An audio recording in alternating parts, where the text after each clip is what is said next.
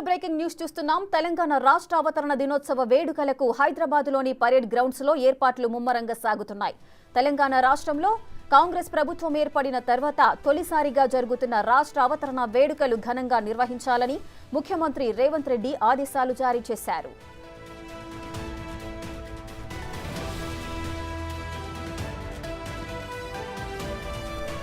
రాష్ట్ర అవతరణ దినోత్సవ వేడుకలకు సంబంధించిన ఏర్పాట్లను హైదరాబాద్ మహానగరం mayor Gadwala Vijayalakshmi, MLC Balmoor Venkat, Congress party Khairatabad జిల్లా అధ్యక్షుడు Rohin Reddy, GHMC deputy mayor Srilatha Shobhan Reddy పరిశీలించారు.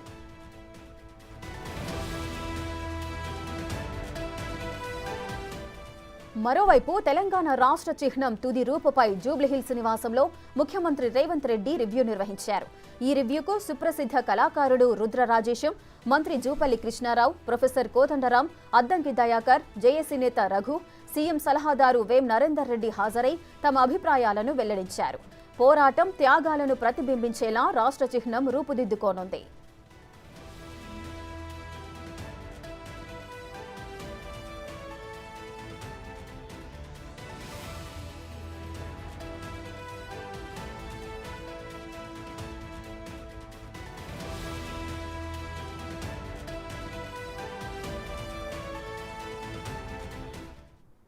మరింత సమాచారం మా ప్రతినిధి సాదిక్ లైవ్ లో అందిస్తారు.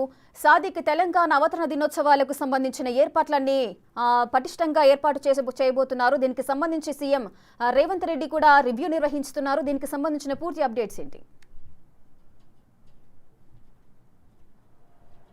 ముఖ్యమంత్రి రేవంత్ రెడ్డి తన నివాసంలో రివ్యూ సమావేశం ఏర్పాటు చేస్తున్నారు. ప్రధానంగా చూసినట్లయితే రాష్ట్ర గీతముతో పాటుగా రాష్ట్ర సంబంధించిన చిహ్నం ఎంలం కూడా పూర్తి స్థాయిలో కూడా రూపుదిద్దుకోబోతుంది.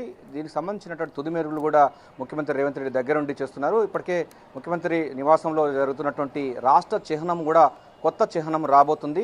సో తెలంగాణ యొక్క పోరాటము, అదే త్యాగాలు, అదేవిధంగా తెలంగాణ ఆత్మను ఆవిష్కరించేలాగా ఈ యొక్క ఎంలం ఉండబోతుంది.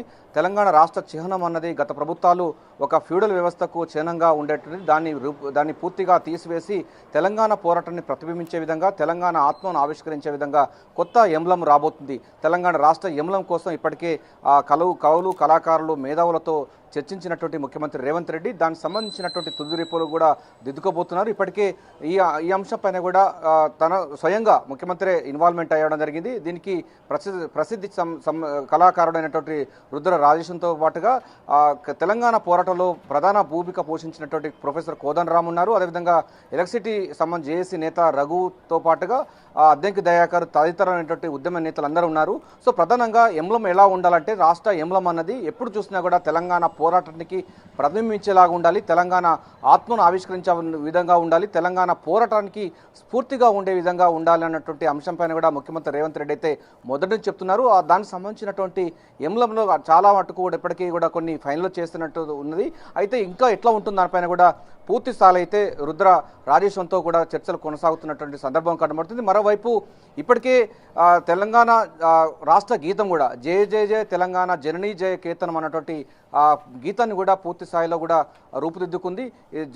జూన్ 2వ తారీఖు రాష్ట్ర అవతరణ దినోత్సవాల సందర్భంగా తెలంగాణ అన్నది ఎందుకోసం వచ్చింది, ఏ త్యాగాల కోసం వచ్చింది, ఆ తర్వాత తెలంగాణ రాష్ట్రం వచ్చిన తర్వాత ఎవరి పాలైంది, తద్వారా తెలంగాణ అన్నది 100 సంవత్సరాలకు ఎందుకు వెనుకపోయిందన్న పైన కూడా ఇప్పటికే కవులు, కళాకారులందరూ కూడా ఆవేదన వ్యక్తం చేస్తున్న ధర్మిలో ఇక నుండి చారిత్రక తప్పిదాలు జరగకుండా ఉండే విధంగా అటు చిహ్నం ఉండాలి, తెలంగాణ పోరాటానికి స్ఫూర్తినిచ్చే విధంగా, అదేవిధంగా తెలంగాణ రాష్ట్ర గీతం కూడా ఉండాలి, ప్రతి విద్యార్థి కూడా దాన్ని ఆలపించే విధంగా ఉండాలి. ఉదయం పూట ప్రార్థన సందర్భంగా అంటే ప్రార్థన ఉంటుంది. ఆ సందర్భంగా ప్రతి విద్యార్థి కూడా తెలంగాణ రాష్ట్రం ఏర్పాటుకు జరిగినటువంటి పోరాటాలు, త్యాగాలు, తెలంగాణ యొక్క అస్తిత్వాన్ని ఏ విధంగా ఉండే విధంగా ప్రతిబింబించే విధంగా ఈ యొక్క గీతం ఉండబోతుంది. అదేవిధంగా ఎంలం కూడా ఉండబోతుంది. సో రాష్ట్ర అవతరణ దినోత్సవాలు కన్నుల పండగ గతంలో ఎన్నడూ లేని విధంగా చాలా గ్రాండ్గా చేసేందుకు కూడా ముఖ్యమంత్రి రేవంత్ రెడ్డి పూర్తి స్థాయిలో ప్లాన్ చేశారు. దీనికి సంబంధించిన అంశాలు చూసినట్టయితే ఏఐసీసీ అగ్రనేతలు సోనియా గాంధీ కూడా రావడానికి సిద్ధంగా ఉన్నారు. సో తెలంగాణ రాష్ట్ర అవతరణ దినోత్సవాలు ఒక కన్నుల పండుగగా జరిపించేందుకు రాష్ట్ర ప్రభుత్వం సర్వం సిద్ధం చేస్తూ ఉంది. ఇప్పటికే సివిఎస్ శాంతకుమారి అన్ని శాఖల అధికారులతో కూడా రివ్యూ మీటింగ్ ఏర్పాటు చేస్తున్నారు. మరోవైపు తెలంగాణ పోరాటంలో ప్రధాన భూమిక పోషించినటువంటి కవులు, కళాకారులు, మేధావులు, జర్నలిస్టులు అనేక మంది సబ్బండ వర్గాలు ఉన్న నేపథ్యంలో వారందరికీ కూడా సన్మానించే కార్యక్రమం ఉండబోతుంది. ఎవరెవరు ఉండాలనిపైన కూడా పూర్తి స్థాయిలో అయితే ఇప్పటికీ లిస్టు తయారు చేస్తూ ఉన్నారు. సో గతంలో కంటే భిన్నంగా తెలంగాణ ఇచ్చినటువంటి కాంగ్రెస్ పార్టీ ప్రజల్లోకి ఏ విధంగా తీసుకెళ్లడానిపైన కూడా కసరత్తు అయితే ముమ్మరం చేస్తున్నారు. ప్రస్తుతం అయితే సీఎం ఇంటి దగ్గర మాత్రం తెలంగాణ రాష్ట్ర చిహ్నం అన్నది రూపుదిద్దుకోబోతుంది. అది మొత్తం కూడా తెలంగాణ ఆత్మను ఆవిష్కరించే విధంగా పోరాటాలకు చిహ్నంగా ఉండబోతుంది. గత ప్రభుత్వంలో ఫ్యూడల్ వ్యవస్థకు, ఒక భూస్వామ్య వ్యవస్థలకు చిహ్నంగా ఉన్నటువంటి దాన్ని చెరిపివేసి తెలంగాణ సరికొత్త లోగో ఆవిష్కృతం కాబోతుంది. జూన్ 2వ తారీఖు రోజు 2 ఆవిష్కరణలు కాబోతుంది. రాష్ట్ర గీతము, అదేవిధంగా ఎంలం, ఈ 2 కూడా ఆవిష్కరణకు ప్రారంభం కాబోతుంది. ఈ కన్నుల పండుగ చూసేందుకు తెలంగాణ యావత్ సమాజం అన్న కూడా తరలి రావాలని కూడా ఇప్పటికే ముఖ్యమంత్రి రేవంత్ రెడ్డి పిలుపునివ్వడం జరిగింది. Right, thank you Sadiq, thanks for the live details.